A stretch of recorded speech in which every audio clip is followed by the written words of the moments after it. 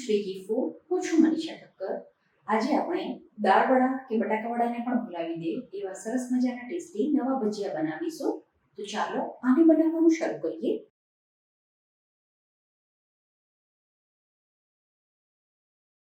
સૌથી પહેલા આના માટે અડધો કપ મગની મોગર દાળ અને અડધો કપ ચણાની દાળ લેવાની, જેને પાણીથી સરસ રીતે ધોઈને 3 થી 4 કલાક માટે પલાળીને રાખવાની છે। દાળ સરસ રીતે પલળી જાય એટલે એનું પાણી નિતારી લેવાનું અને દાળને પાણી વગર અધકચરી વાટવાની છે। દાળને આપણે ક્રશ કરી લઈએ, પછી સહેજ ફેટી લેવાની અને દાળવડા જેટલી ફેટવાની જરૂર નથી।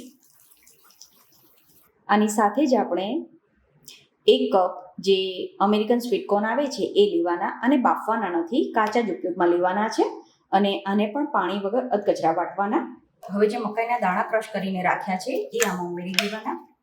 આની સાથે જ આમાં અડધો કપ ચણાનો લોટ ઉમેરવાનો, પછી આમાં વાટેલા આદુ મરચાં ઉમેરવાના। આદુ મરચાંની ક્વોન્ટિટી તમારી પસંદ પ્રમાણે ઓછી વધતી કરી શકાય। અહીંયા મેં 1 મોટી ચમચી વાટેલા આદુ મરચાં ઉમેર્યા છે।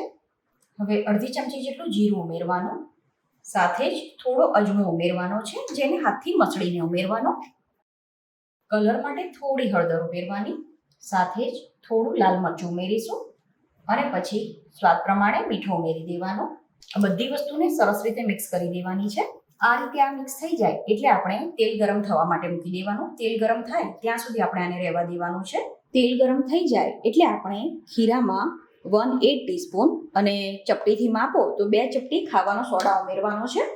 સોડા આનાથી વધારે નહીં ઉમેરવાનો।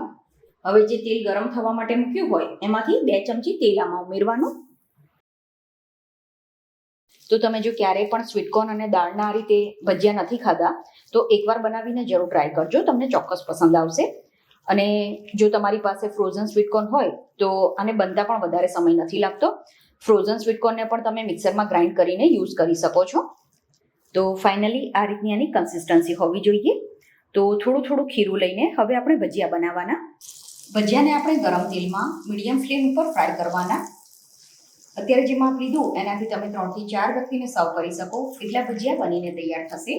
જ્યારે ભજીયા આ રીતે સરસ ગોલ્ડન બ્રાઉન અને ક્રિસ્પી તળાઈ જાય એટલે એને બહાર લઈ લેવાના। આને તમે તળેલા મરચાં, ચટણી કે કેચઅપ ગમે તેની સાથે સર્વ કરી શકો છો।